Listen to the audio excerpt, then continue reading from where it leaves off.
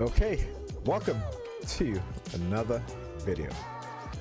Though this video is not going up live, I usually do Facebook Live and then I just save the video and put it on my new YouTube channel called African Consciousness Truth Over Lies. But before I begin, just want to say, give a shout out. All right, just want to give a shout out to the General Sarah Soon Seti, or Sarah Saten Seti. Also, want to give another shout out to a channel that I just started to subscribe to on YouTube. It's a young brother who is basically one of the most profound, prolific, intelligent young brother on YouTube right now. Okay, and as I'm trying to find his channel, I just subscribed to his channel. My YouTube page is usually filled with his videos, but for some reason, it doesn't seem to be on my channel today. Wow, just wow. You know, as a black person, when you come into the truth, or when you're at a stage in which you are consciously or being consciously awakened, right? Whether it be through external forces or whether it be through internal curiosity, right? Or questioning things that you've seen, that you've read, you know, or because of the people around you that you come in contact with, and what they know, and then you realize that, damn, you know, I don't even know our history as black people, as African people. I don't even know myself, okay, who I am, because the people that were my parents, my family, didn't know who they are or they were, right? And because of the religious indoctrination, that they have lost all manner of self-knowledge. Okay? And so, you know, my journey to where I'm at this point has been one of enlightenment, one of knowledge. And some of that knowledge was not, you know, there are those who did not want me to have such knowledge, just as they don't want the vast majority of us as black people, African people, to have that knowledge. Also, you know, learning about great black scholars from the diaspora, from Africa, help to build within my mind a state of confidence, a state of knowing that our people were and are still truly great people. So though our circumstance today, or within the past, I would say a few hundred years, you know, 500 to 600 years, when particular, you know what, I should probably go back even further. Okay. You know, I would say that has been upended by those of Europeans, those Asiatic and European Arabs who have sought to hide, sought to destroy the contributions of the black African, okay, or black Africans. So the other brother is called uh, Kulimika, Kulimika, and I will actually let me see if I can pull up their. There you go. So this brother, his channel.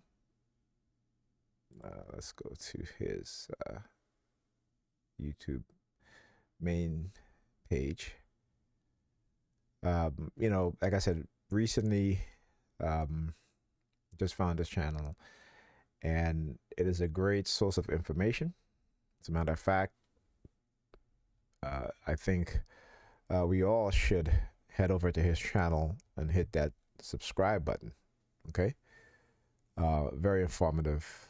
And, you know, when he breaks down how Europeans in the 17th century, all particularly so-called Egyptologists, by the way, it's a term that they created, they did not went to any university to study, but is based on their observation, their opinions, as well as archaeological evidence.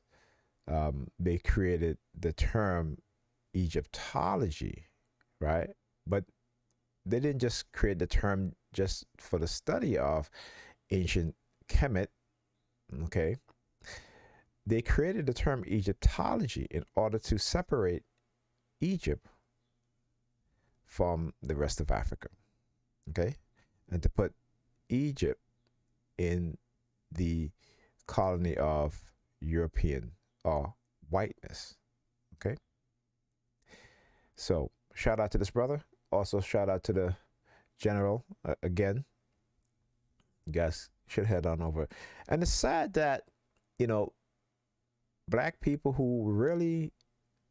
African people who really know the truth, right? How they are, particularly in this age of social media, right? That when you look at their subscribers, how is it that he only has 48,000 subscribers? You know, I mean, I can somewhat understand for some people because, you know, the use of the N word is thrown about very frequently. Okay. But black people subscribe to white YouTube content creators who are racist, right? Who talk disparagingly about black people. And these people have millions of followers. Millions of followers. You know, so I had subscribed to General Seti, even though in some of his videos that I watch, for me it's kind of hard to watch because of the N-word being thrown about, you know, but I still sit through and I still watch it because I know how to separate that from this brother basically speaking the truth, you know, and breaking things down. And the reason why I choose these two YouTube content creator is because, again, with General Seti, he breaks things down from a biblical concept, right? And he's ingenious in what he does. He is, I say ingenious, but he's a genius in what he does. Okay? And Kulamika, Micah, give you a more historical breakdown, and so does General Seti, but General Seti also includes the, you know, the religious fictional thing, just in case, you know, you have these religious fanatics, you know, the religious believers, right? Because during those times, the ancient times, people did believe in things, right? So, I mean, Christianity, though it was started in the third century, the Christianity that most people practice today, and Islam came about in the seventh century. Okay, uh, they still use biblical.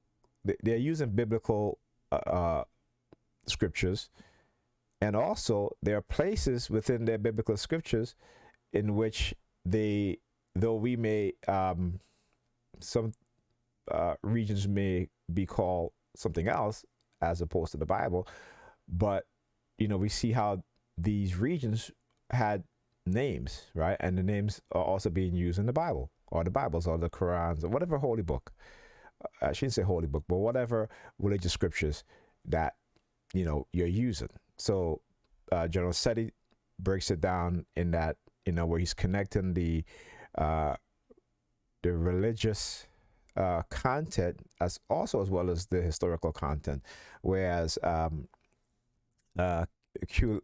Lemaika doesn't talk about the religious aspect. He just basically talks about his focus is more on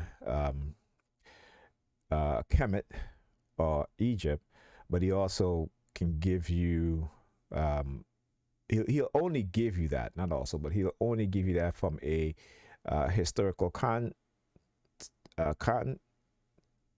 concept, and also historical truths and archaeological truths to combat, the idea that Egypt was a European ancient civilization, or an Arab ancient civilization, right? So this is why, I have to show you guys these two YouTube content creator, because to me, I think it's appalling that the again only 40,000 subscribers, and 11,000 subscribers, which is really appalling. And we as Black people should head on over and subscribe to these two brothers, intelligent brothers, YouTube channel as well. Let me not forget Dr. Maat, okay, which I will include in another video, because I think she on her channel is really, really good, and the fact that she would bring on young Black people, young Black boys and girls, young Black men and women, to talk about a range of topics, all right? And recently she had did a video on the internet, all right, in the language of the internet, when she had young boys and girls on to discuss these things. So I applaud her for that. But I'll include this in another video that I want to do, which is we'll be talking about how we as Black people should teach our children more about tech, not just to have them use it, but to teach them, okay, more about it. So I'll leave that for another video. So let's get back to this video. So I'm doing this video because, I felt inspired by these two to do this.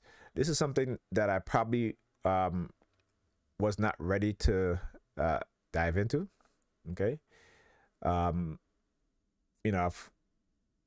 I've had books, read books on our elders, our brilliant elder scholars who have gone on to meet the ancestors, has returned back to the universe.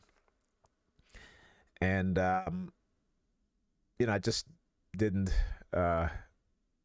feel confident enough to do those videos, right?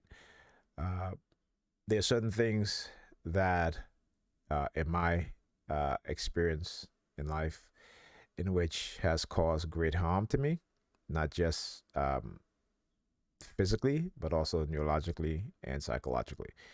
And I've spent years trying to study, trying to understand, research the truth, and expose these things. All right. And again, I have another channel for that. Okay. Um, but I never really felt the need to discuss these things because, again, we have brilliant people that are doing it. Okay. And, you know, again, I am no expert, I'm no scholar, but I deal in the realm of truth just as they do. I deal in modern day, um, in terms of exposing modern day lies, corruption, you know, a certain group of people, two particular groups of people doing things to particularly us as black people within the community that we live in, and exposing these things. Right, religion is a big part of the tools in which they use to subjugate us, to get us to commit acts of violence towards each other. And this is Christianity and Islam. Okay. And so, like I said, not going to really discuss this too much. Like I said, I have another channel for that. But like I said, I've been inspired. I've been inspired by these two to do this. And I made a comment on a video, okay, that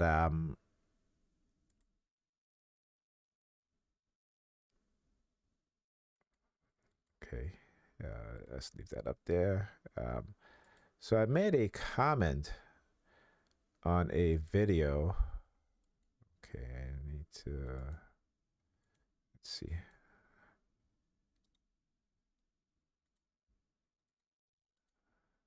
All right, so I made a comment on a video of a young Egyptian woman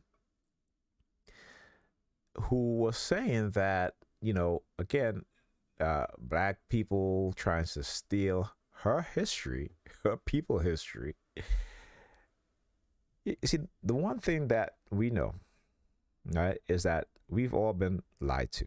As a black person, a black African person, I know that the educational system here in the United States is based on lies mixing with some truth. I know this. And I'm sure a lot of us also know this. Okay? So it's nothing new for those of us, I guess, at the age that we're in. But it gladdens me when I see young people, particularly in their early 20s, right? Knowing the truth. Okay? And using social media to expose the lies and to tell the truth, particularly about black people. You know, when you have other groups of people who their ancestors stole what is ours, and because they are profiting off of what is ours, they don't want to give it back to us. So we, as black people, as black African people, have to not demand it back, right? But bring them into the reality, into the consciousness, right? To speak the truth, right? To give credit where credit is due, right? Egypt is not the same Egypt as it was in ancient times, okay? When it was called Kemet, right? When the first pharaoh took the throne to and unite the North and the South, okay, where you see the reign of pharaohs in a unified Kemet, which is called Egypt today. But you can go back further, pre-dynastic period, where the evidence shows you who the people of that land was. You can go back further, past Kush, past Nubia, which is Sudan today,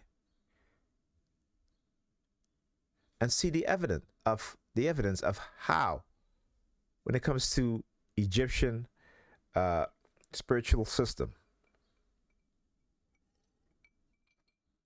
you can go back further, where you will see the progression of black Africans moving into the Nile Valley region, okay, to establish what is today the greatest ancient civilization that ever existed. Okay, it was black people, black Africans, jet black. The god Asar, who they call the perfect black. It is in Kemetic literature. It is on the books that were written in stone. It is on the ancient history on the papyrus. So we know this. We can see it. We can see how they stole from us to create things, our belief system, in order for us to not seek the truth. You can see it. And they can see it, but they choose not to acknowledge it. They willfully, ignorantly choose not to acknowledge that because they are making money off of what our ancestors built. Okay? This is why you will see these so-called European and Arab Egyptologists will make excuses. They will say, well, Egypt was not a black civilization. No. Egypt was a white civilization. Even the Arabs will say that Egypt is a white civilization. They don't say an Arab civilization. They say a white civilization, which tells you how they might have been colonized. Right? They have a colonized mindset. Because you see, if I was an Arab, okay, I would say, well, Egypt was an Arab civilization. I mean, though the evidence is contrary to what they say, right? But they will tell you it's a white civilization. The Greeks today are not the same as the Greeks in ancient time. When Alexander the Greek came and conquered Kemet, okay, and he's not great. He's a Greek. He's not great. There was nothing great about him. But Europeans will say he's great because guess what? He conquered the greatest black civilization in ancient history to have existed. Right? I shouldn't say the greatest, but one of the greatest, who've created a civilization in which the Greeks came to study. They came to become educated. Okay? This is part of the reason why There we go.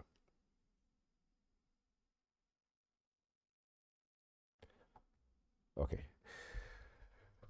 All right. So as I said, they will lie, and we had scholars. We still have scholars, brilliant scholars, um, who have written books. These are historical books. Okay, these are not based on their opinion. Uh, this is the work that they've been doing. They had done and continue to do. Okay, and so we knew that in the 80s and 90s, particularly here in America, the FBI had a war on the black bookstores in which they've destroyed uh, black bookstore ownership. Right? Why? Again, to keep us in this uh, ignorant stage. Okay. So I would like to read something. Okay. This is from the book uh, The Destruction of Black Civilization. Okay, by Chancellor William. Uh, so it's called The Destruction of Black Civilization, Great Issues of a Race from 4500 BC to 2000 AD. Okay. Origin and steps in the study. Okay, let me do this because just to bookmark this. Okay, so I was convinced that what troubled me and what I wanted to know.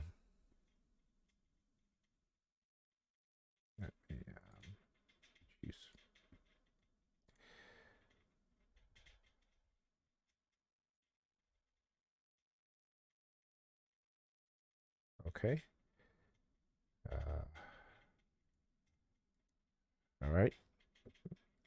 Just wanted to show you guys that page from that book, but I'm going to continue to read. So, I was convinced that what troubled me and what I wanted to know was what troubled the black masses and what they wanted to know. We wanted to know the whole truth, good and bad, for it would be a continuing degradation of the African people if we simply destroyed the present system of racial lies embedded in world literature, only to replace it with glorified fiction based more on wishful thinking than on the labors of historical research. My inquiry, therefore, was concerned with black civilization alone, what the blacks themselves achieved independently of either Europe or Asia. This was an entirely new approach to the study of the history of the blacks. It meant, first of all, segregating traditional African institutions from those later influenced by Islamic Asia and Christian Europe. In this way, and in no other, we can determine what our heritage really was. And instead of just talking about identity, we shall know at last precisely what purely African bodies of principles, value systems, or philosophies of life gradually evolved from our own forefathers over countless ages. And we will be able to develop an African ideology to guide us onward.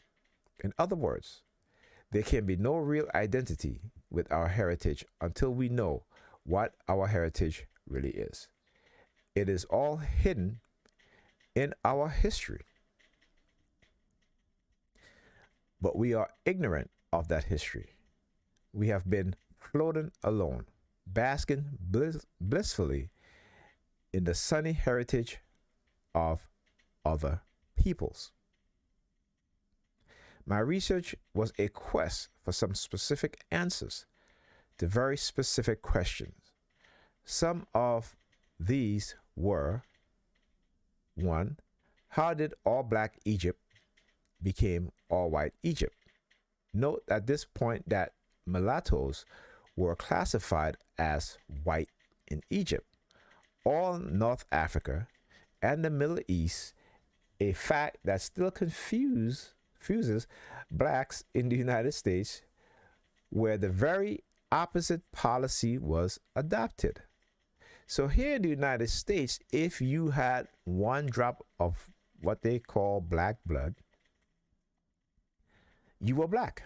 It didn't matter how fair skin you were. It didn't matter whether you look white.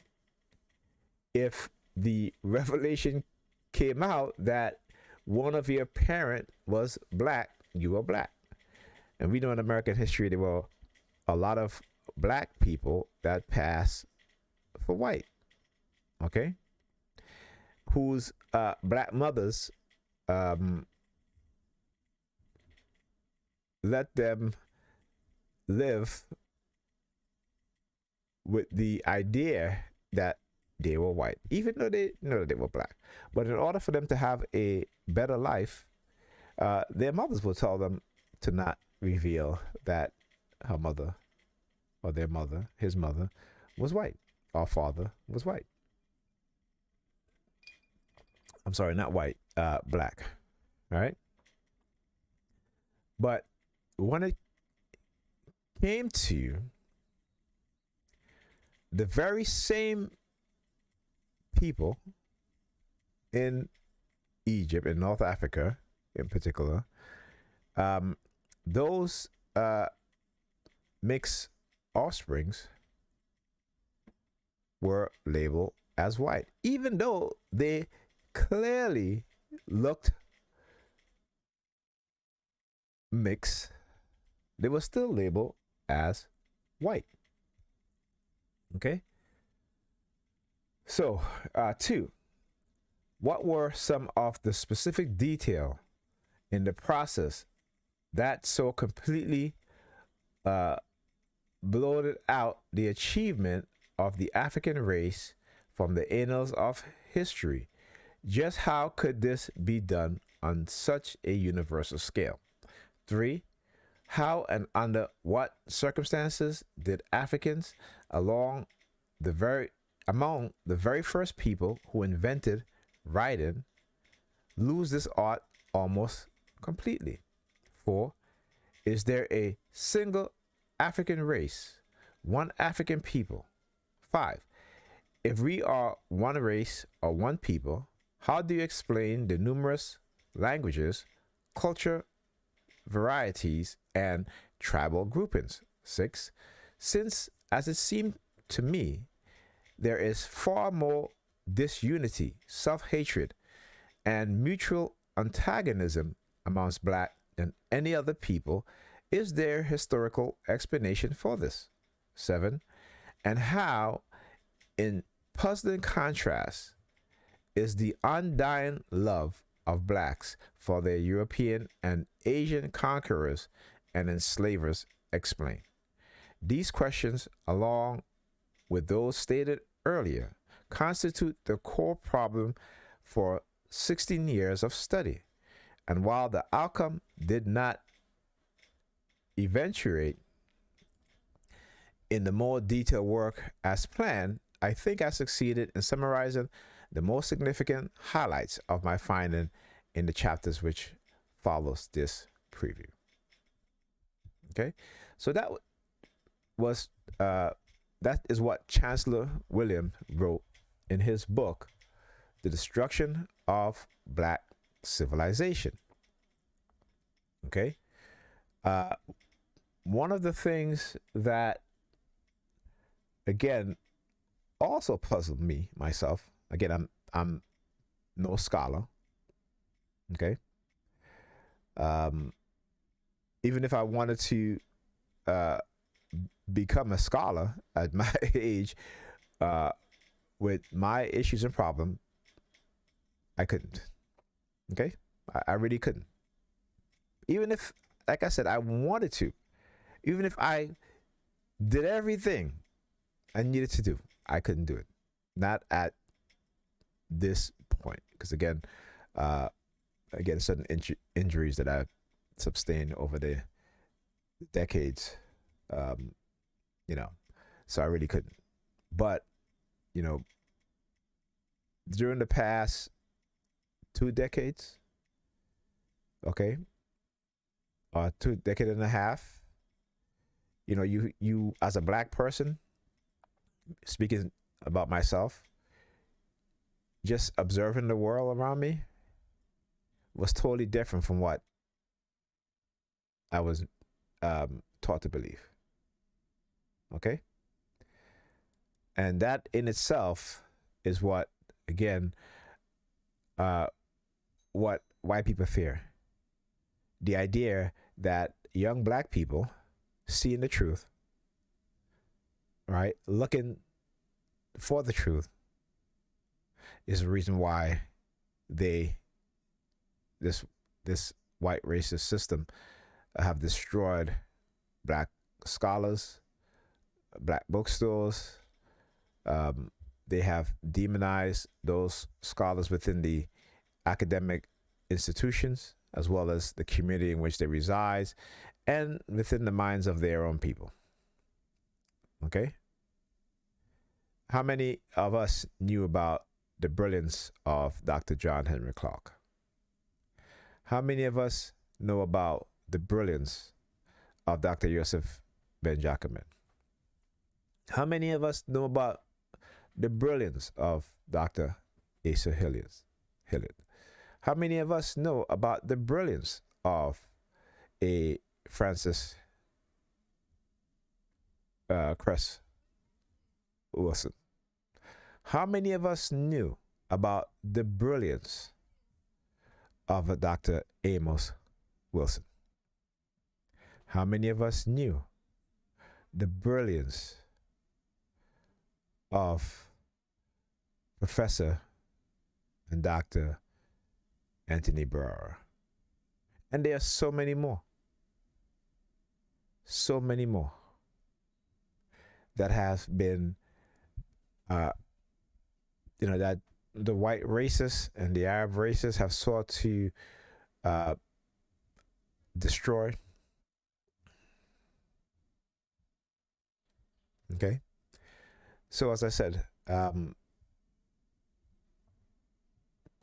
the idea of black young people coming into consciousness, coming into self-awareness, questioning the narrative, questioning the history that they've been taught, okay, and finding black scholars, finding black anthropologists who were doing research, who were in the fields, who were discovering, who were using their own created approach, right? Some may call it Afrocentric,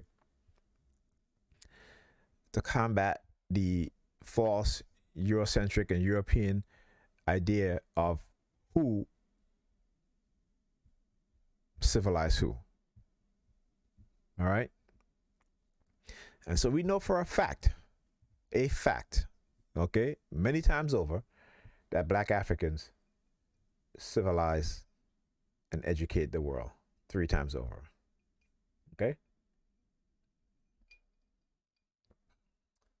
So let's continue. So as I said, I was looking at a video of a young Egyptian woman. Okay. And let's see if I can bring up. Hi. First of There you all, go. I just want to say that I'm 100% Egyptian. I've never been to America. I don't live in America. So Hold on now. I have freedom of speech. I can say whatever I want. I don't need to tiptoe around the terminology. Yeah, I'm not holding back. So she's a modern day Egyptian. All right. Now let me ask you this question.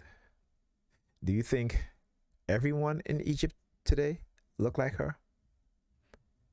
Because I can show you plenty of pictures of images that of Egyptians that look like me, myself. All right, I'm a black man. Matter of fact, let me do this. Right? There are plenty of Egyptians that look darker than me, jet black. Okay? The color of the gods.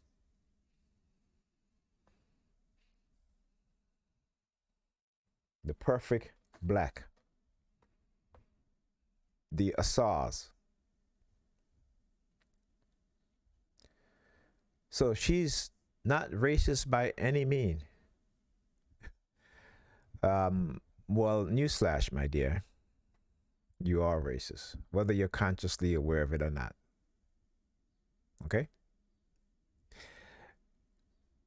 What they don't tell you is these modern day Egyptians started to occupy North Africa in the 7th century. You can go read about it. There's plenty of history books written on the so-called European wars or Christian wars against the Arabs. There are plenty of Arab history books written on the Arab or Islamic war against the Christian infidels. But I want you to understand, okay, how in societies and countries all over this world, how white racist beliefs, ideas play out in the minds of other groups of people that are not black. And the further you go back in their own history, you will always find a black African origin, no matter who they are. So whether it's the Chinese, whether it's the Japanese, whether it's the Russians, whether it's the English, right? Whether the Koreans, whether it's the Vietnamese, the Cambodians, whether it's here in America. The further they go back through anthropological research and findings, you will find a black man and woman at the beginning. Okay? So, let's listen to a little bit of what she has to say. I am not racist by any means. I don't have anything against the people that made this show. So my real problem is with the big fish. People whose idea was to make this show, who have hidden agendas behind this show. Because everybody else is just tools. They didn't have any agendas. It's because they know the truth. You guys have hidden agendas. And again, I don't blame you. You're lied to. Your ancestors, your family was lied to. Okay? You were miseducated in a system that promotes people that look like you.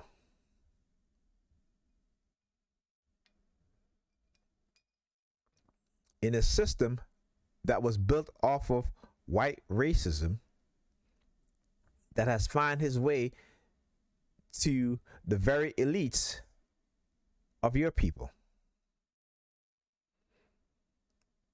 Go back and read the history of how the white Europeans, the terminology that they used to describe Arab people, right? They used to call them the sand N words. Okay? That's the name. The very same people that you are defending with their lies. Okay? And even you yourself, your features show that you have black African ancestry. Look at your lips. Look at your nose. Look at your eyes. You may have long, straight hair, my dear, but there are also people that have exactly your facial features, right? That have also long, straight hair, but they also have short, curly hair, right? And they also have long, curly hair, or wavy hair, who are even your complexion or a lot darker. Okay? And I'm gonna show you this. All right? So again, do you think your ancient ancestor for the most part look like you? Do you think most Arab women in Egypt today who call themselves Egyptian look like you? See, this is what the self-hatred breeds. Like I said, look at her lips, look at her nose, look at her eyes.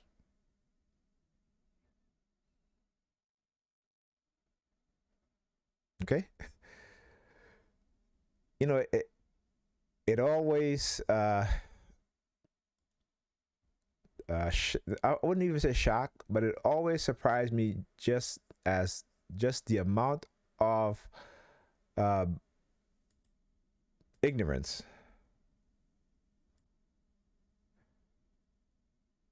right? The amount of ignorance that these Arab people display.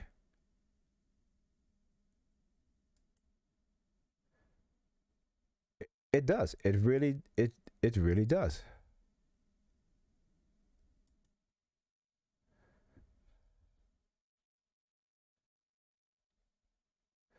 So,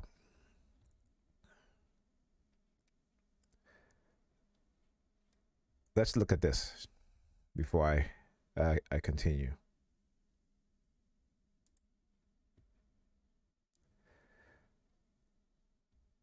Look at her.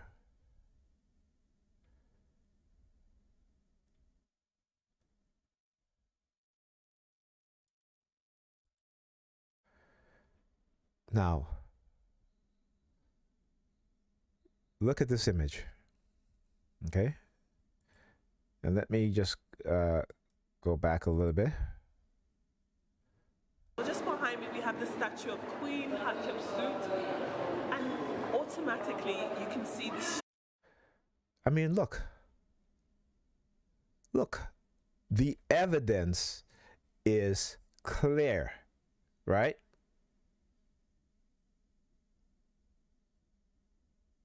Okay. Now, the only difference that, again, if you would take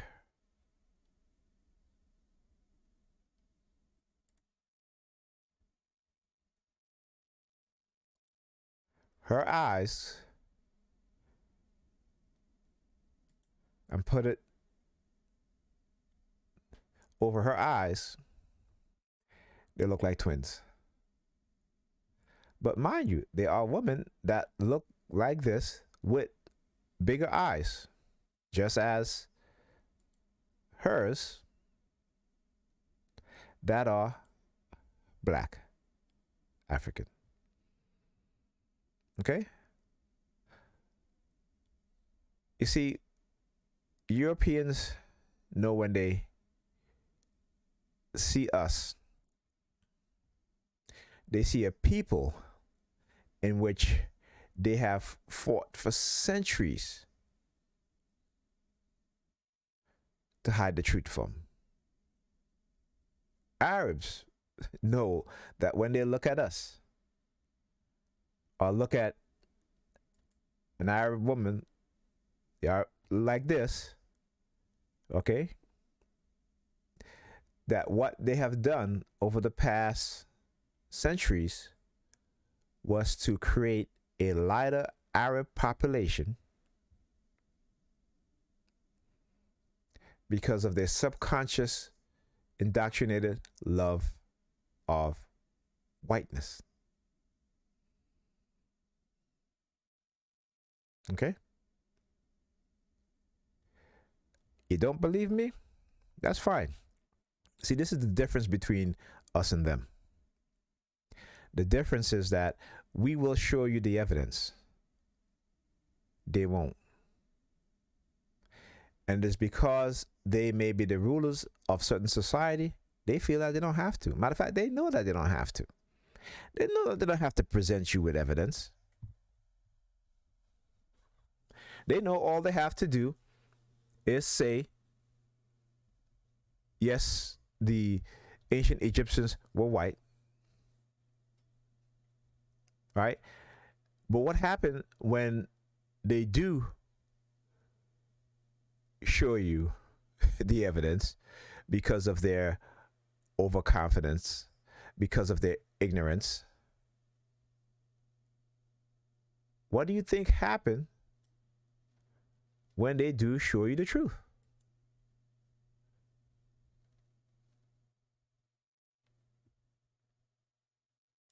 Okay, so I need to, I should have queued this video up.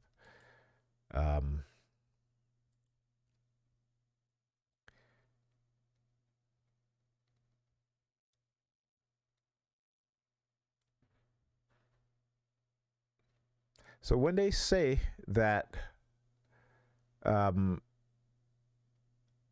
Cleopatra, as she's talking about this video here, was not black, and that black people are trying to steal their history,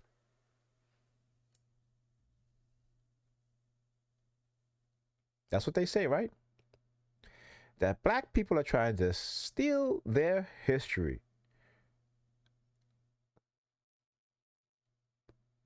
While they have continued to steal ours and pass it off as if it's their own.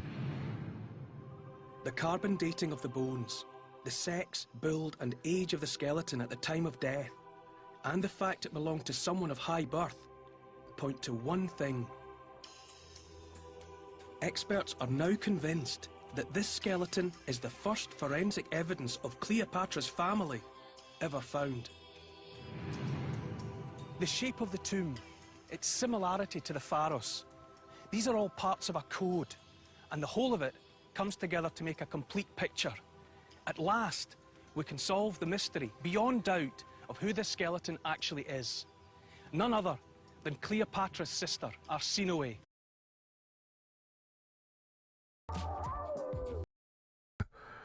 All right. So, what did he say? Cleopatra's sister, Arsinoe. Let's go back. None other of who this skeleton can solve. At last, we can solve the mystery, beyond doubt. Beyond doubt. Okay? Beyond doubt. Now let's listen. Of who this skeleton actually is. None other than Cleopatra's sister, Arsinoe, Egyptian rebel, Queen of Egypt, murdered on the sacred ground of the Holy Temple of Artemis by Mark Antony on the orders of his lover. But of course, what we haven't known until now is what she looked like. Although the forensic team have only an incomplete skeleton, using our virtual template, we can now rebuild the skull.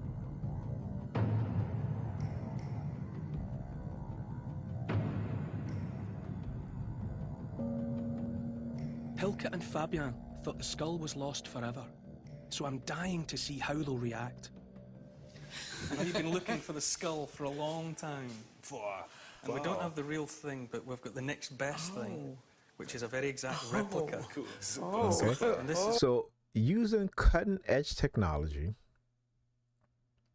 and also from the examination of the bones, where it should be. they're able to May we touch it? Yeah, of create It's part of the skull.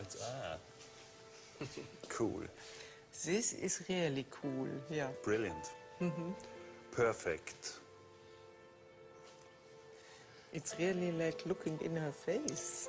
Yeah, But this is quite another thing, to have the skull of her in your hands. Yes. This is a really enormous, big feeling. Wow. Well, it was worth bringing then. Definitely home. Yeah. Yes. Super.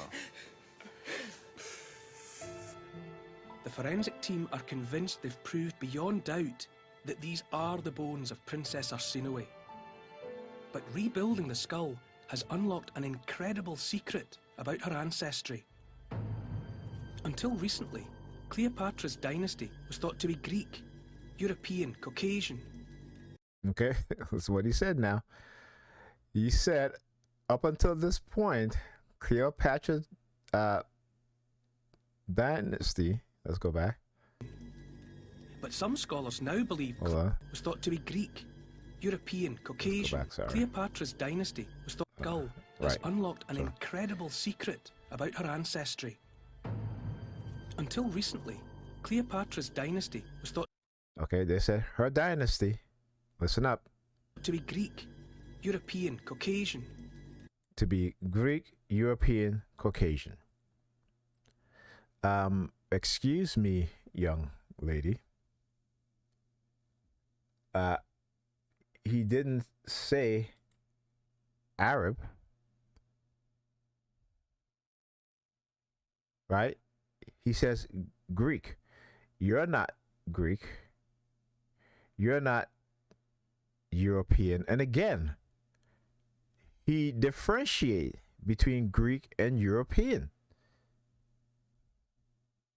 Okay? Because you see, here's the truth. In ancient times, the Greeks thought that having white skin, pale skin, was ugly. They saw the beauty in black Africans. You can go and read their history books. Go read Herodotus. Okay? The Greeks considered the people of Kemet, the men, to be tall in stature, handsome. The women, the standard of beauty. This is why their gods and goddesses were painted black. Despite what Hollywood have been brainwashed in us for the past, 100 years of what we see in Hollywood movies, the media, the white media, brainwashing us to view white people as having the standard of beauty, or being the standard of beauty. There was one point in history where those very same Caucasian people, and even the browner complexion people, the lighter brown complexion people, saw black as the standard of beauty.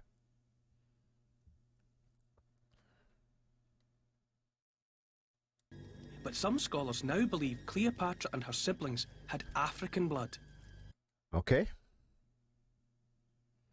Did you hear that? Now, they will say, well,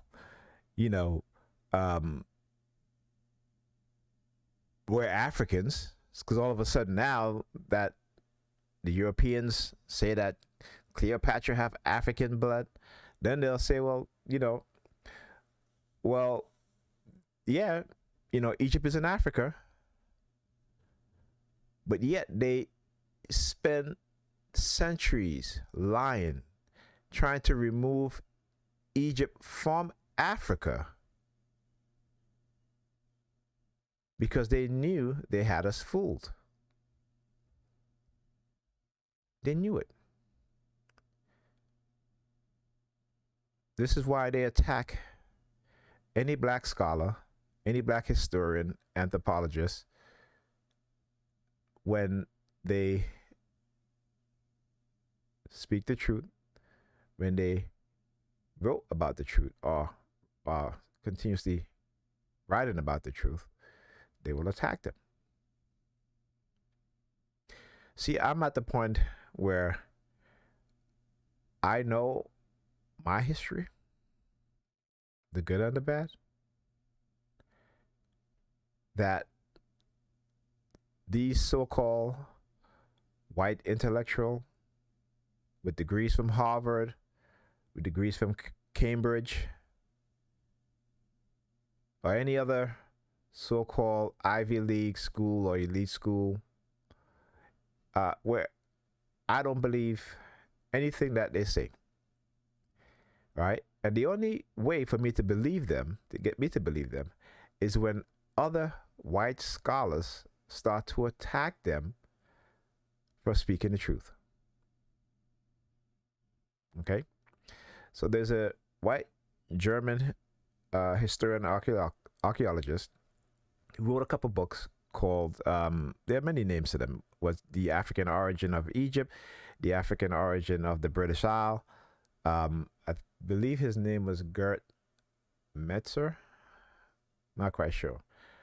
But I've tried to find books of his that I can purchase online. You can't purchase, particularly on Amazon, you cannot purchase any of his books.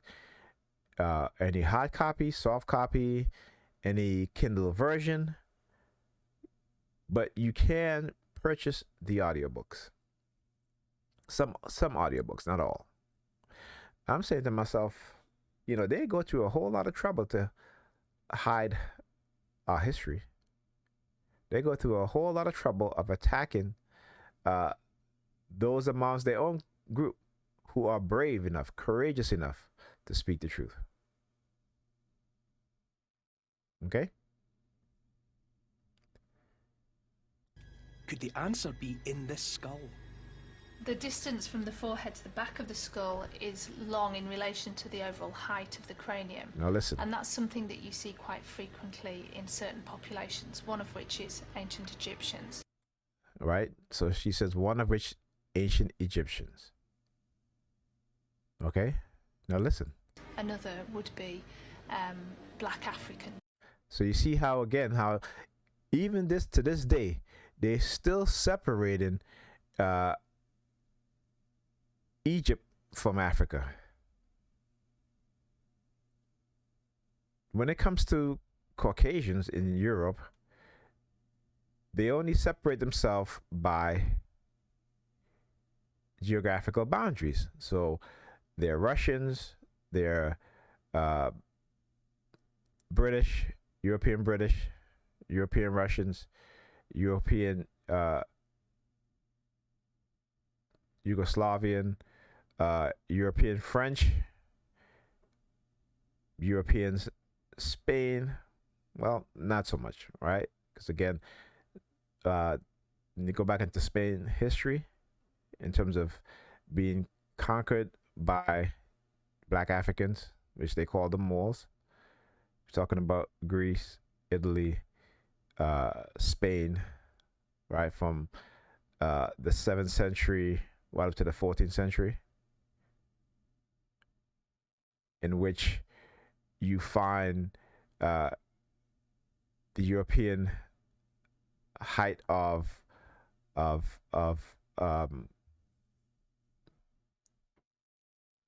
or what they call the Renaissance period.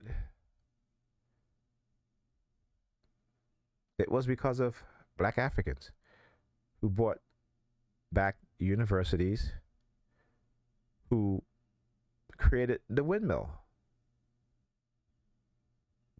Mind blown. I would have never thought that black people created the windmill. But yes, who created the sewage system, drainage, bathhouses in which Europeans can bathe, right? Taught them how to change clothes to survive, not survive, but to live in the climate changes, winter, fall, spring, summer. Who bought perfume, right? Medicine, professions, all these things black Africans brought to Europe. Go and read about how when the Moors went into Spain in the 700s, how the people were so glad to have them there because they've heard about the Moors, the black Africans, their intelligence, their wisdom, right? I remember too that though they were black Africans, their belief system was that in Islam, right? They were also Arabs, right? Which is something they don't talk about. When we say the word Arabs, we think of, people that look white.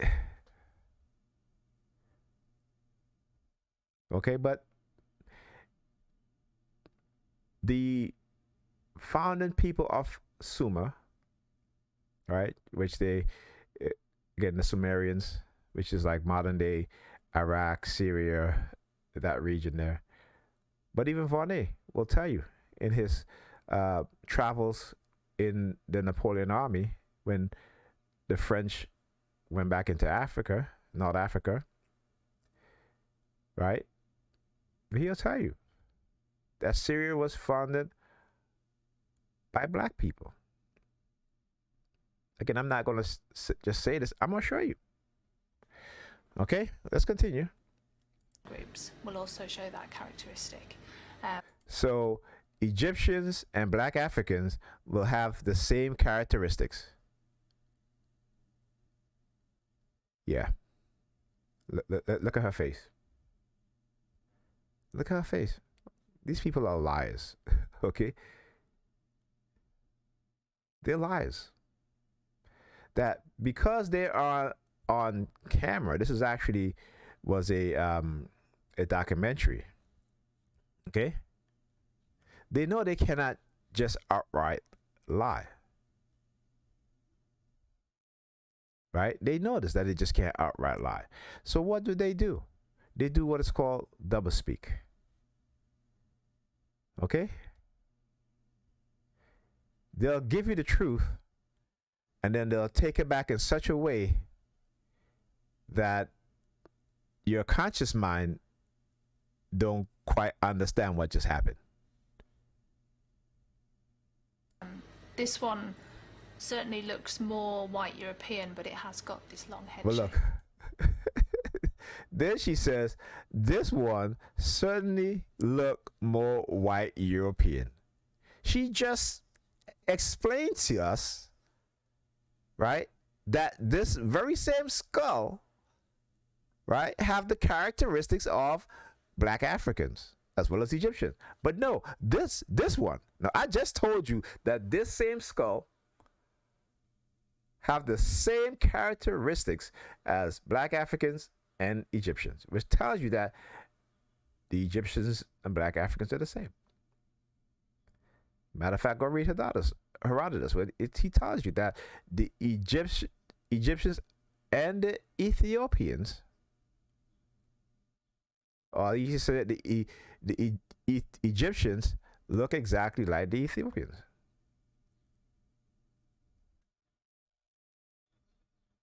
So I want you to understand how they're so used to lying about our history, about the truth, that they do not want to give credit to black Africans.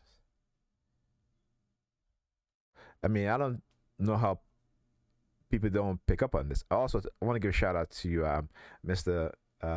Imhotep. It's another YouTube channel. Again, that's dedicated to exposing the lies of these white racists and Arab racists, right? Stealing what is ours. And then when we come into the truth, the light, okay, and speak that truth, then we're hit with the with the you're stealing our history.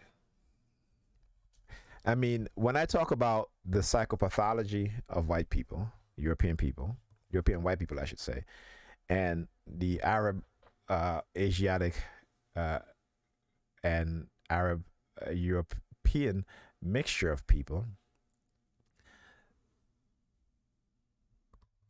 you know, it's one of the dark triads personality types. And those at the leadership position, they encompass all three of those traits, right? Which is narcissism, Machiavellianism, and psychopaths or sociopaths, right? So I gotta play this again so you guys can see and hear for yourself. Another would be populations, one of which is ancient Egyptians. Another would be black African that you see quite frequently in certain populations, the overall height of the cranium. And this skull. The distance from the forehead to the back of the skull is long in relation to the overall height. Okay, so she's pointing the distance between this skull, okay, of the cranium, and that's something that you see quite frequently in certain populations, one of which is ancient Egyptians. Another would be black African group. Yeah, because your historians spoke the truth. They told the truth. And shout out to again this brother Achille Micah, right, who quotes Egyptologists from the 17th century, the 1700, right, which is the 18th century. The 1700, of all, the vast majority of them knew and have always attributed Egypt as a black African civilization. Okay? Groups will also show that characteristic. This one certainly looks more white European, but it has got this long head shape.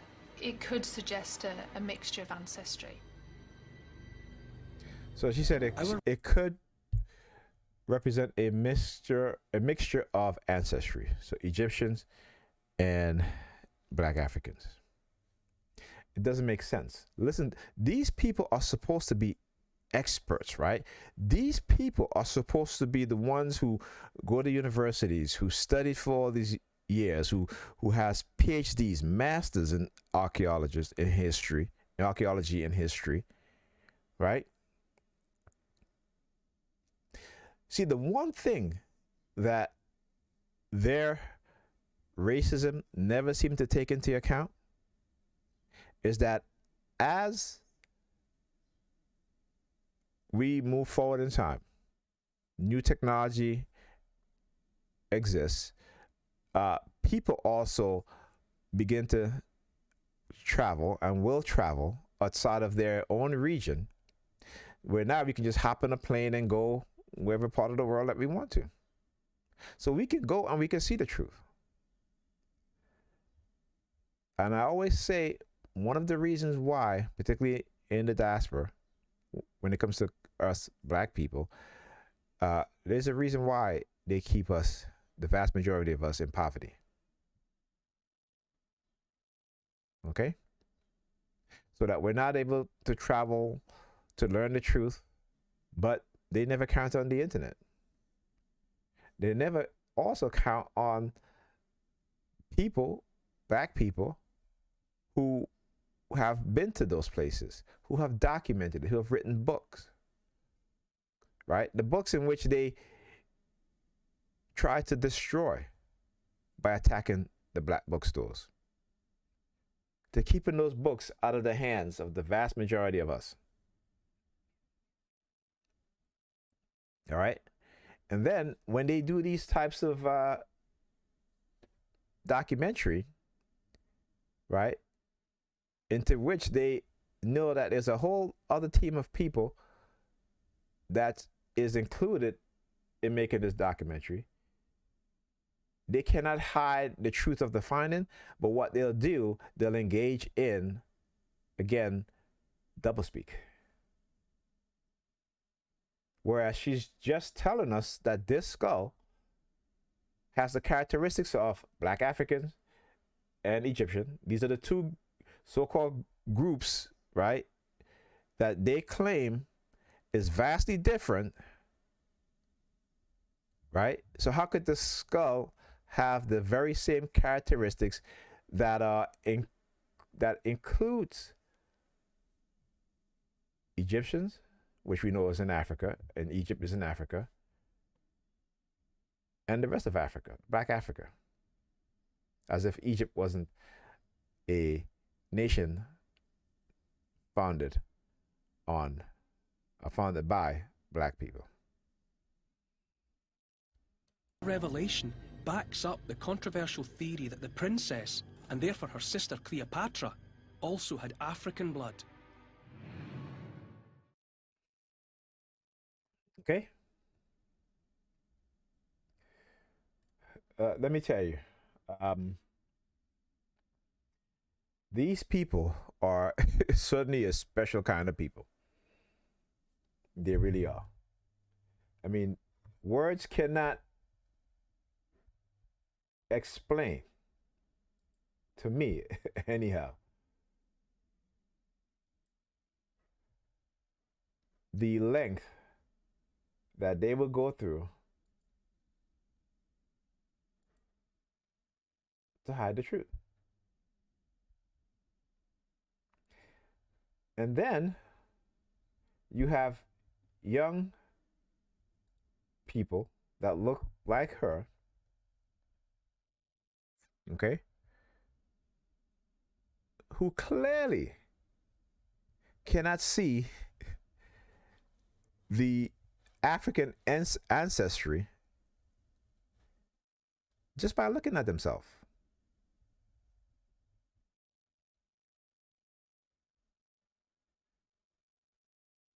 Puppets like the cast and Jada and all these people.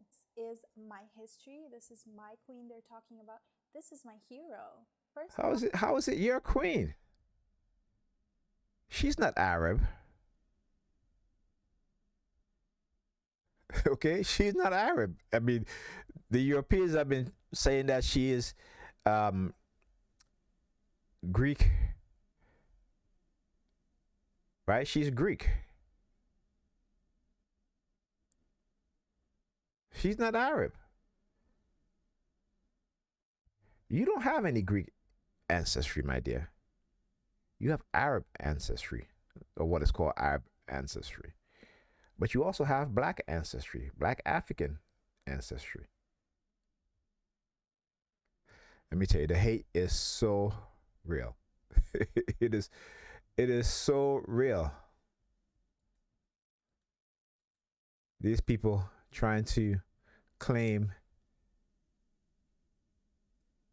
a civilization that was clearly and evidently never theirs to begin with. Okay? Now I want you to listen to this.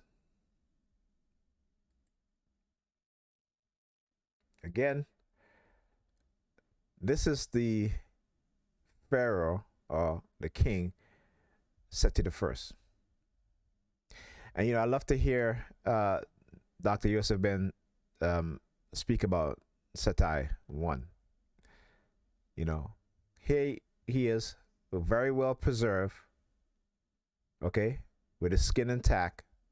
And they'll say, well, you know, it's the smoke. You know, while they were doing the mummification, the smoke, as they do with these painting of the Black Madonna and Child all throughout Europe. Oh, you know, as Dr. Ben would say, oh, the smoke somehow just, you know, darken the picture. But then you have a picture right next to it, a painting right next to it, that still retain its whiteness in terms of who they painted as white. Okay? Listen to this. What does this tell you about their ideas of ancient beauty, for men as well as for women? The ancient Egyptian would like to look like his god. The ancient Egyptian would like to look like his god. Okay. Can I get a round of applause?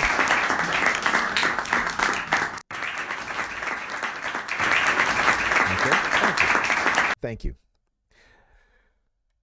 See, they truly still believe that because they've conditioned us into ignorance, that we will remain in ignorance.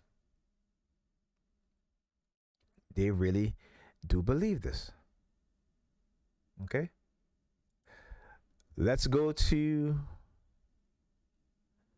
Gutenberg.org, which is a online library of very ancient and old books and manuscripts.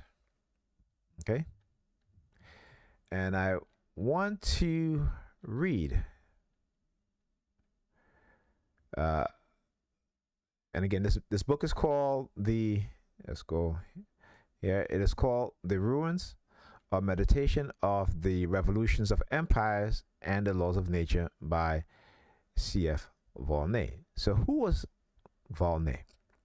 Well, he was a count who was in the Napoleon army, right? The French army, during their expedition into North Africa.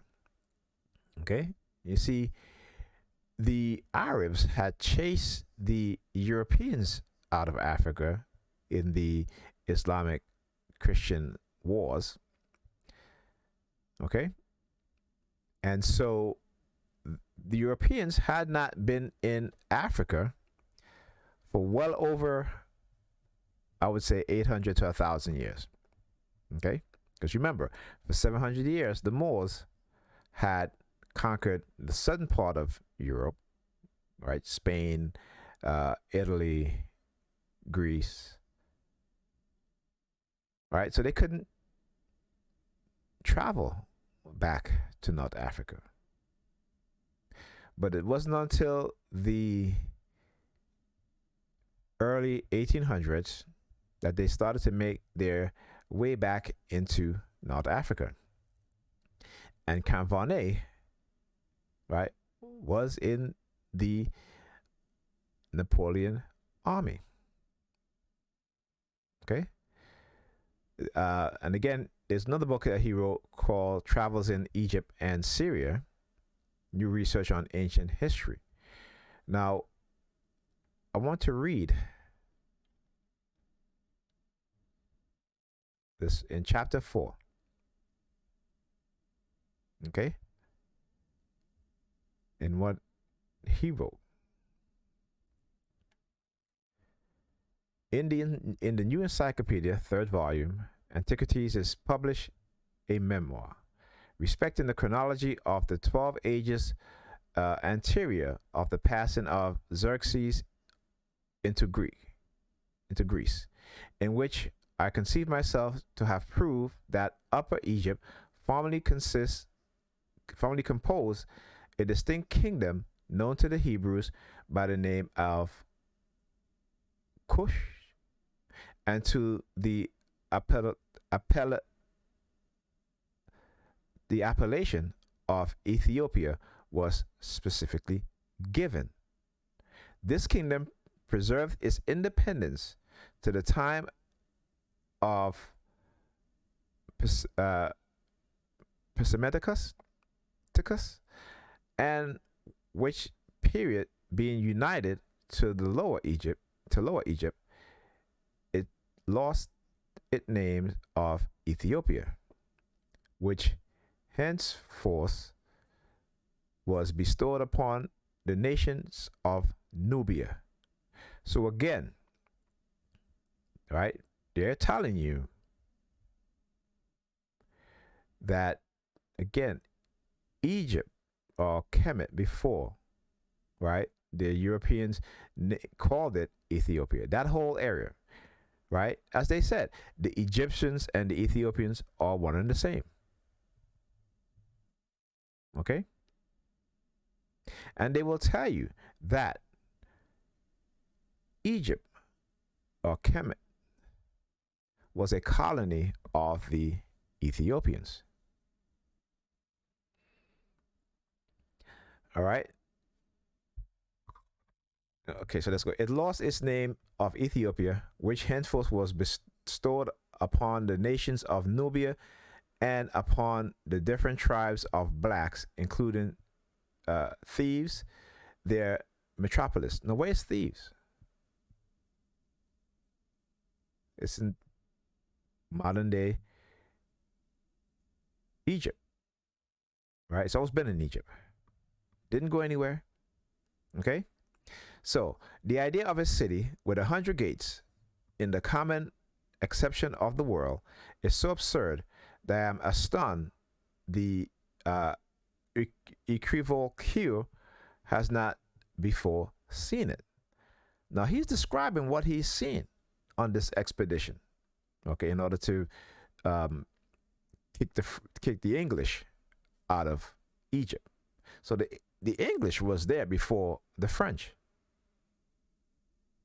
Okay? It has never been the custom of the East to call palaces and houses of the great by the names of gates, because the principal luxury of these buildings consists in the singular gate leading from the street into the court, at the furthest extremity of which the palace is situated. It is under the vestitude of this gate that conversation is held with passengers and a sort of audience and hospitality given. All this was doubtless known to Homer. But poets make no commentaries, and readers love the marvelous. The city of Thebes, now Luxor, reduced to the condition of a miserable village, has left astonishing monuments of its magnificence. Particulars of this may be seen in the plates of Norden, in Pocock, and in the recent travels of Bruce. These monuments give credibility to all that Homer has related of its splendor and lead us to infer its political power and external commerce. So let me say this. When it comes to European foolery, white racist European foolery, they will say Homer was a historian. But when he began to describe the people of Egypt as being black, right, and of the relationship with the Egyptians, of the Ethiopians, as well as the Nubians, they were all of them were of black skin, have woolly hair. Then they will say, well, he's exaggerating. He's not a historian. Same thing with Herodotus. Diodorus also described the Egyptians as being black. And this is where like I said, you need to go check out this young brother's YouTube channel, all right, Micah, because he takes and show you the direct quotes that these European historians and European archaeologists and Egyptologists, what they say about Egypt, ancient Egypt in particular. Okay? So there is no question. So I don't even, worry about these individuals claiming that black people, black Africans, trying to steal their history. It's not your history to begin with. It's our history. Okay? And we know our history as we know, as we as a people, how Europeans enslaved our ancestors. For what?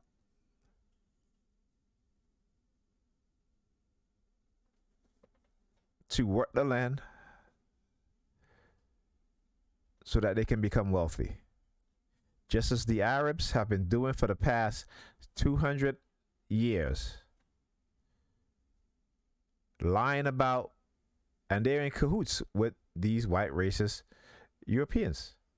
Why? For profit. This is why they have thousands, tens of thousands of stolen artifacts in museums, profiting off of what our ancestors, and I say our, and if you don't believe me, go and read again the book The Destruction of Black Civilization by Chancellor William.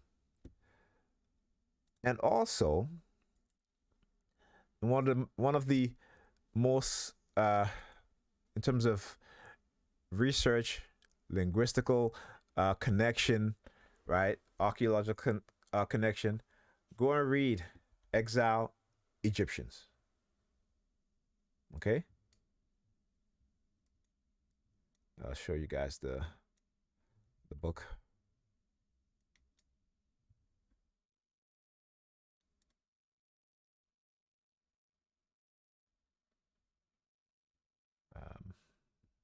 Give me a sec here.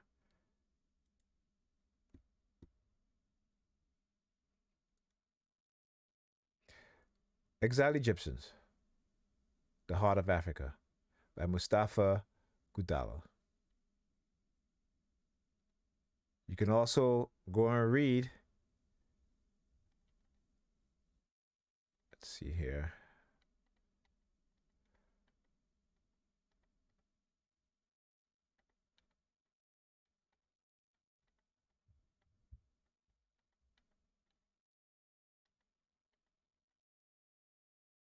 Civilization of Barbarism by Sheikh Anta Diop. Okay, there's more. The African Origin of Civilization.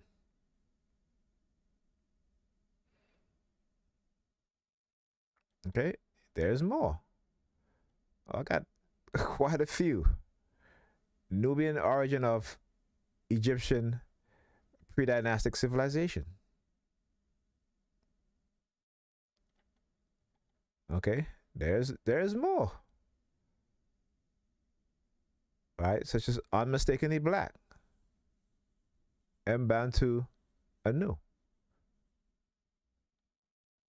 Look, there is there are books. Again, I can't forget Black Men of the Nile, right, by Dr. Yusuf Ben Jacobin. Our historians, our scholars, our anthropologists, who's telling us the truth? Why are we still debating this stuff? See, the white racist European knew that the history that they wrote was lies, and they have to defend their lies. We don't have to defend the truth. The truth speaks for itself. Okay? So let's continue. And they will try to silence any one of us that know the truth and speak the truth. Their whole existence is built off of us. Their wealth is built off of us. And they know it, but they don't want us to know it. Okay? So, this city of thieves, now Luxor, reduced to the condition of a miserable village, has left astonishing monuments of its magnificence. Particulars of this may be seen in the plates of Norton in Peacock and in the recent travels of Bruce. These monuments give credibility to all that Homer has related of his splendor. So when they try to tell you that these Greek historians, right, were not, and particularly with Homer, you know, with his, from how he tells his story, which is more fantasy driven, but he also includes truth in there. The Bible is fantasy written, okay, but they have truths in there. They have, you know, they mention Egypt, right? They talk about the Romans, right? They talk about Pilate. Okay, again, he's a historical figure. So they will include historical places and some historical figures. But a lot of it is stuff that is made up or stolen from other culture. Okay? So, and lead us to infer its political power and external commerce. Its geographical position was favorable to this twofold object. For on one side, the valley of the Nile, singularly fertile, must have early occasioned a numerous population, and on the other, the Red Sea, given communication with Arabia and India. So let's look at the word India. India was a word given to a land which was called East Ethiopia by the Greeks. And Ethiopia means burnt faces. Okay? Again, the name India, after the Germanic invasion, East Ethiopia became known as India. And in India today, where you have the vast majority of people in India that is darker than me, but they have long wavy hair, they have thin lips, they have a straight nose, right? But you also have very dark Indians that are the perfect black, okay, that also have long wavy hair, that also have thin lips, that also have not thin lips but full lips, that also have a flattened nose or broad nose. You know, Africa have the most phenotypes of all group of people. You'll find in Africa, they have the most phenotypes. Go look at the Sans people. They're not the perfect black, right? But they're a lighter complexion with slanted eyes. But they have short curly hair. All right, and these are one of the oldest people still surviving today, or still living today. You go to Ethiopia, you will have very dark people. You may have a straight nose, thin lips, long curly hair, or long wavy hair. And they also have all the perfect black. Right? You go to the Congo, But you will have people that are short, full lips, broad, flat nose, right? You go to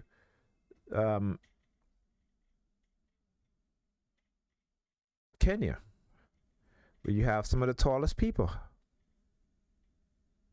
and they have a range of different complexion. But what the Europeans have done, right, is that when going into the Horn of Africa, because you see, they know there were other Africans with different phenotype.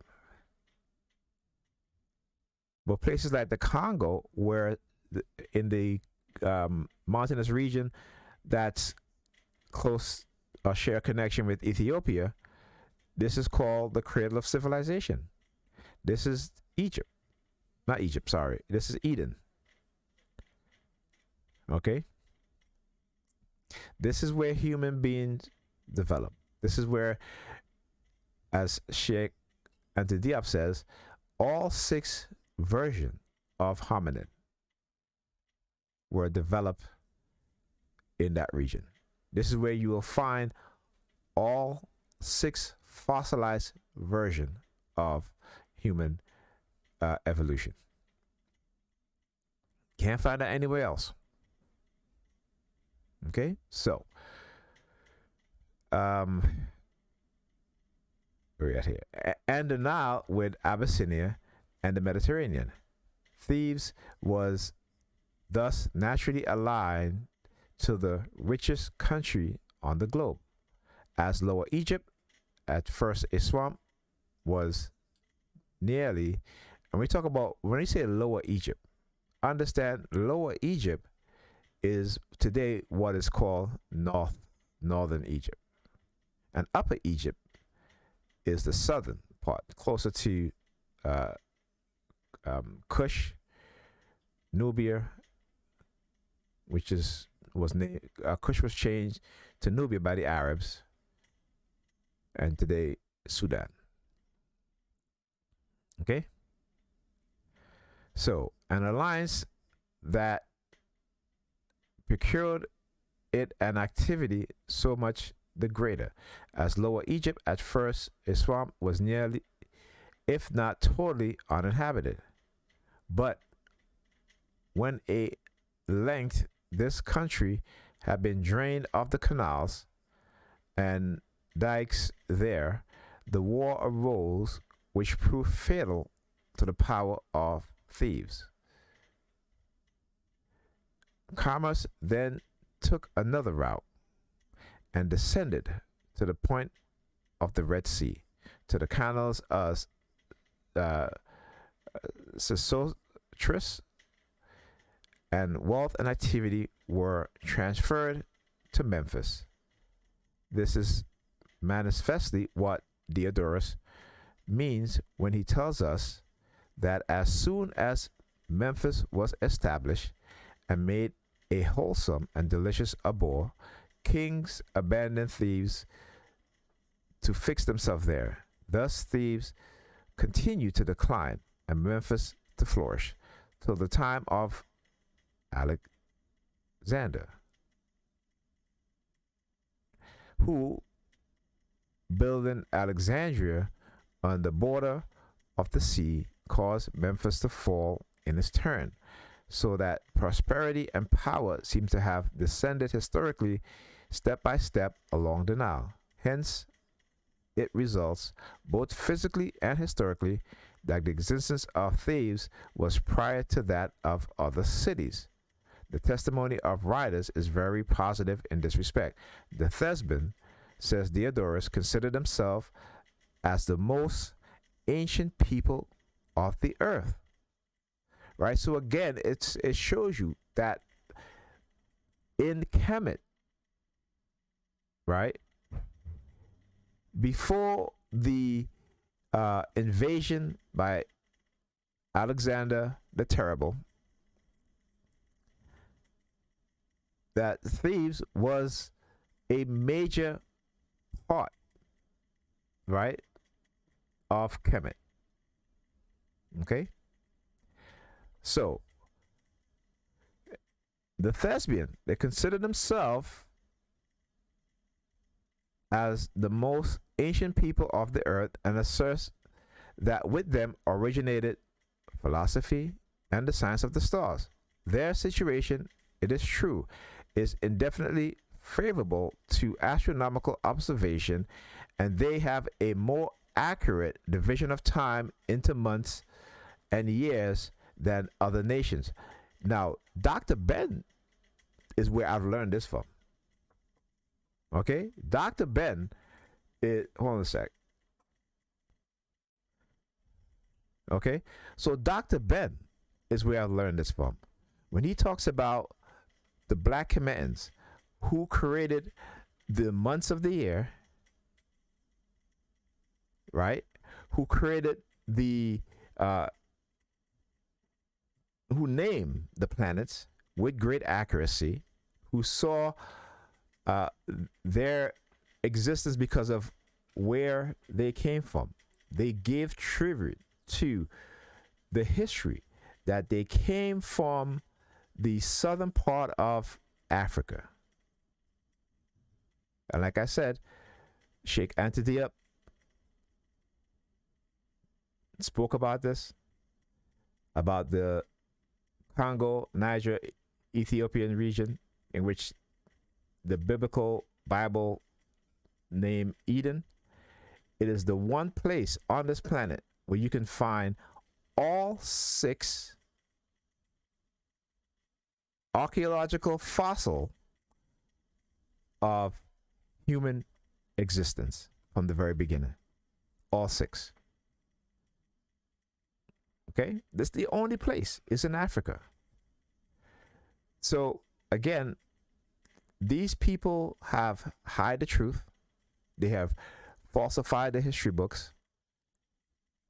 But, like I said, they will attack their own historians for telling the truth. They will destroy the lives of their own historian to tell the truth. They will buy out the publishing of these historians. I talk about Gert Metzer, who wrote about the African origin of Egypt, the African origin of the British Isle. They will literally buy out all the publishings for these history books so that no one can buy them because they want to continue to hide the truth. Okay? So, again, this is from what I'm reading. Again, it's from Count Vonnet, a very wealthy French count who was in the Napoleon army when they went back into Kemet, Egypt. And he's telling you that these ancient historians, Herodotus, Dioditus, Herodotus, okay, they'll tell you that in their time that the Egyptians were black Africans. They were the same as the Ethiopians.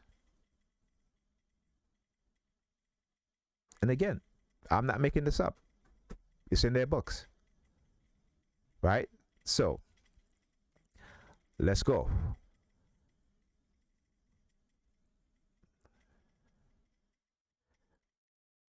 What Dioditus says of the Thespian, every author and himself elsewhere repeat of the Ethiopians, which tends more firmly to establish the identity of this place of which I have spoken.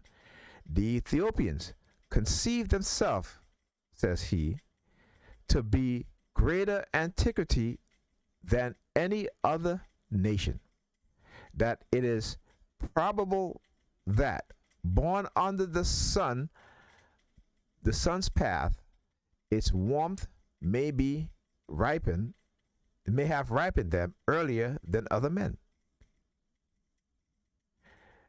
They suppose themselves also to be the inventors of divine worship, of festival, of solemn assemblies, of sacrifices, and every other religious practice they affirm that the Egyptians are one of their colonies, and that the delta, which was formerly sea, became land by the conglomeration of the earth of the higher country, which was washed down by the Nile.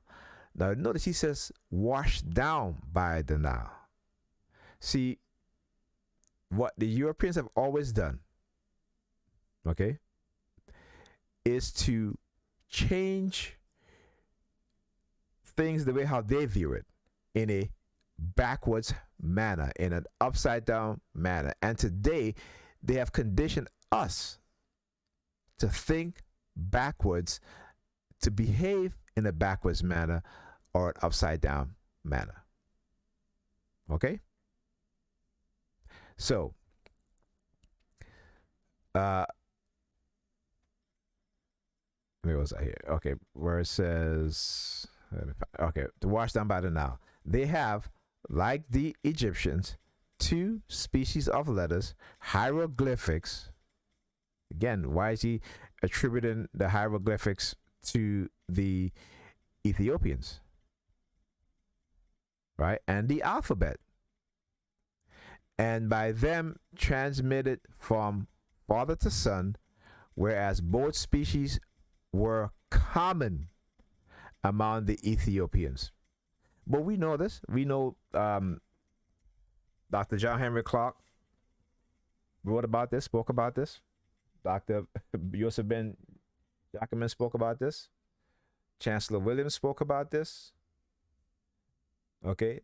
Dr. Asa Hilliard spoke about this. And I can't forget Dr. Clyde Winters. Okay. And there are many more. There are so much brilliance within us. There's so much brilliance within our scholars, our archaeologists, our scientists, today and in ancient time. Okay? So, the Ethiopians, says Lucian, page 985, were the first who invented the science of the stars. And I do have that book. Is there's so much written, that tells us the truth. That the fact that these people still continue to act as if ancient Egypt was theirs, and that it is their history, when they're Arabs. They're an import. They're not indigenous to that land, just as how the Europeans came over to the Americas. They're not indigenous. They're not the indigenous people of that land. But guess what? They rule things now, right? They're in control of the society, just as the Arabs is in control of the society in Egypt.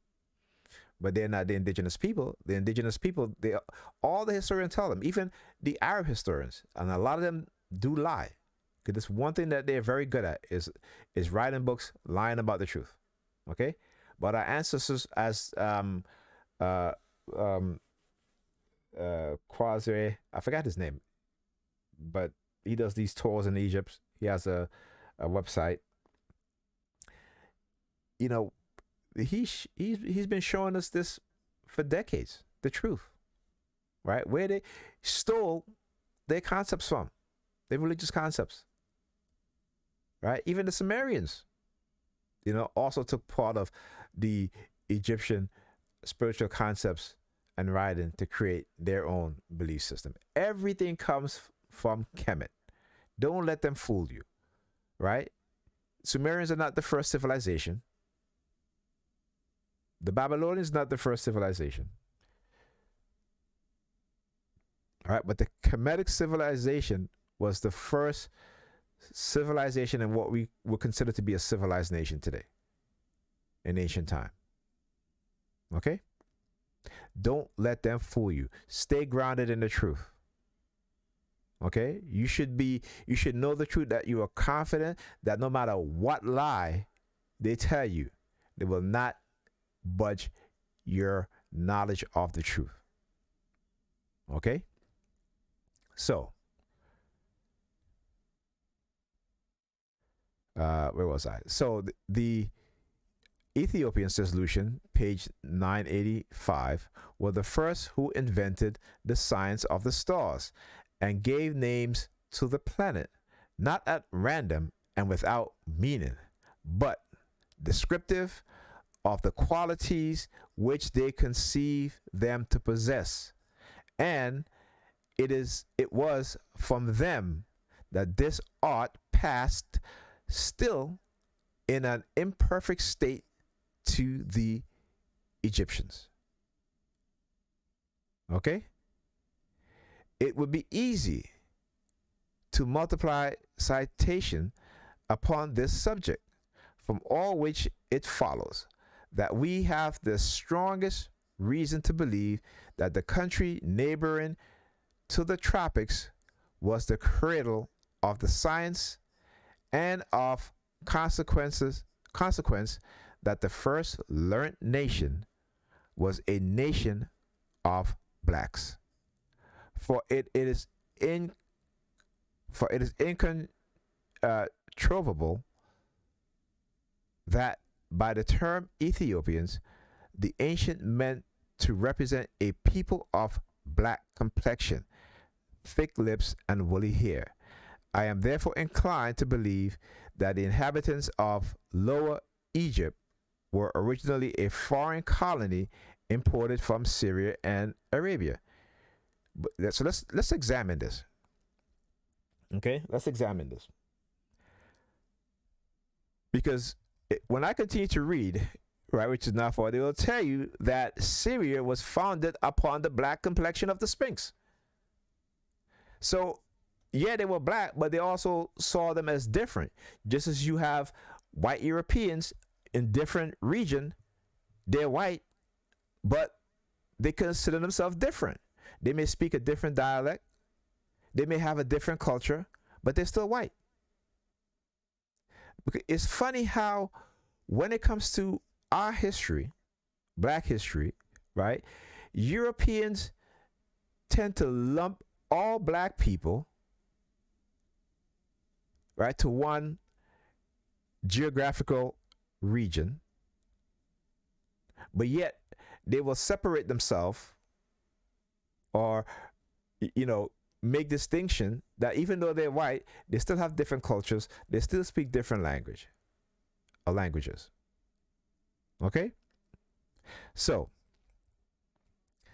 that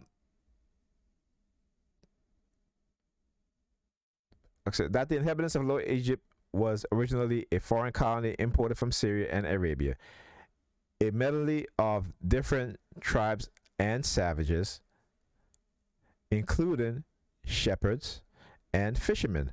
Well, if you look at a map, you will see the people coming from the middle Africa, Asia region. They have to have a connection in terms of traveling, in terms of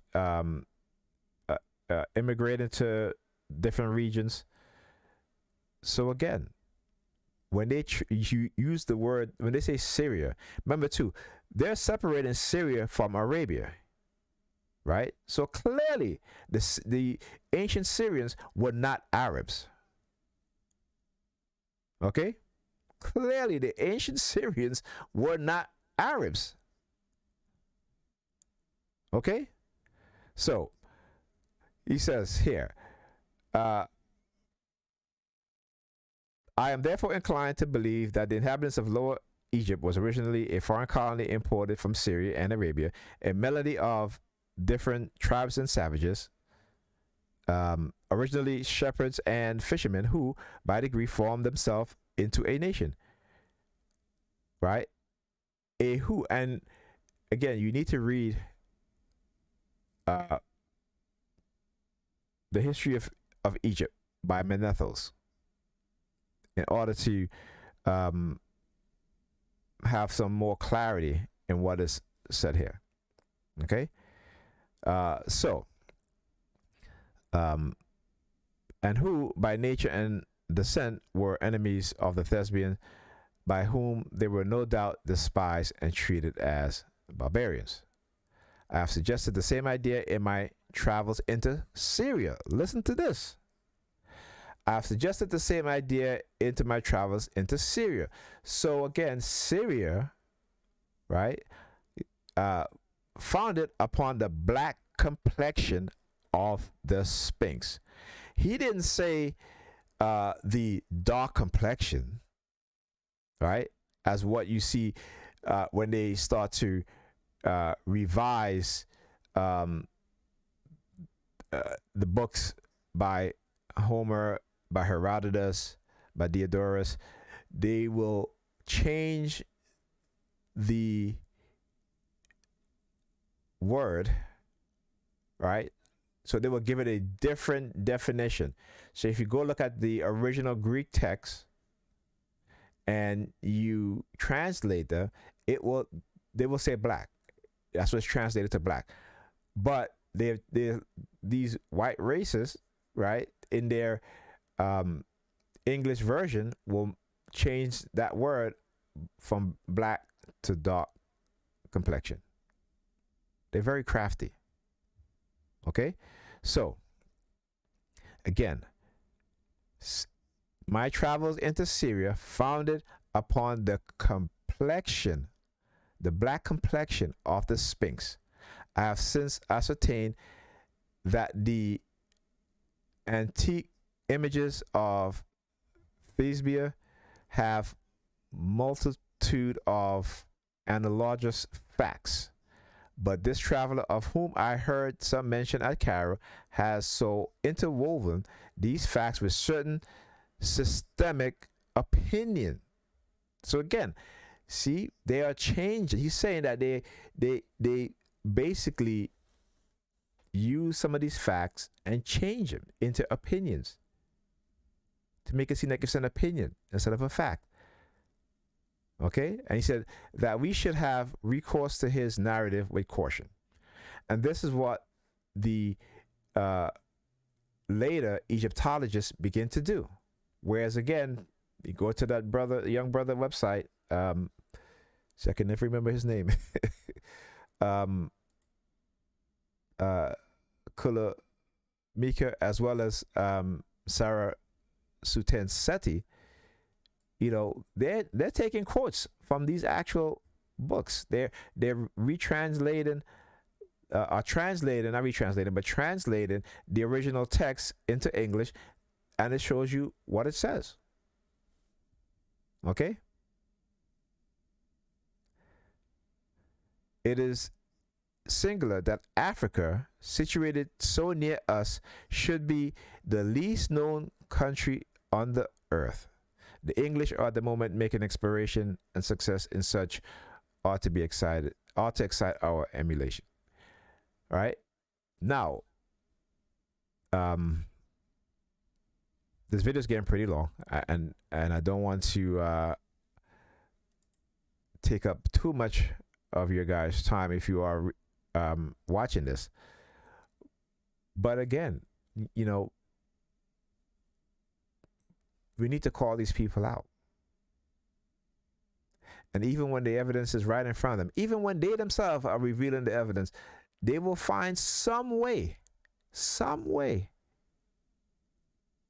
of doing doublespeak to take the credibility away and put it back, and try to create this false truth, right, which you know is based on lies about what it is that they're looking at.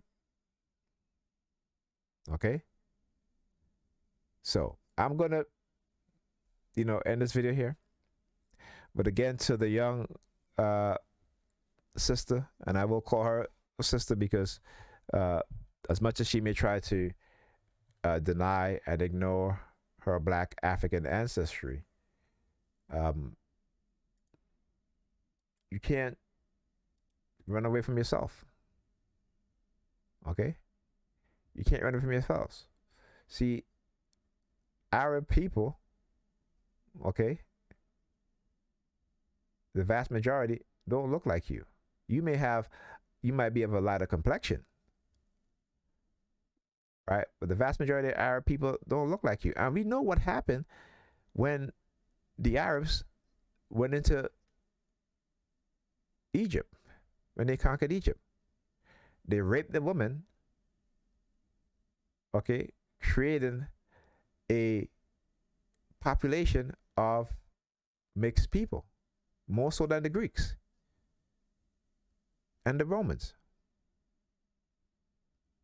Okay, so again, let me just play this quick I know beyond a video shadow here. of a doubt, Rock, that when people of African ancestry are exposed to the truths that have been historically hidden away from us, it changes the way we see ourselves.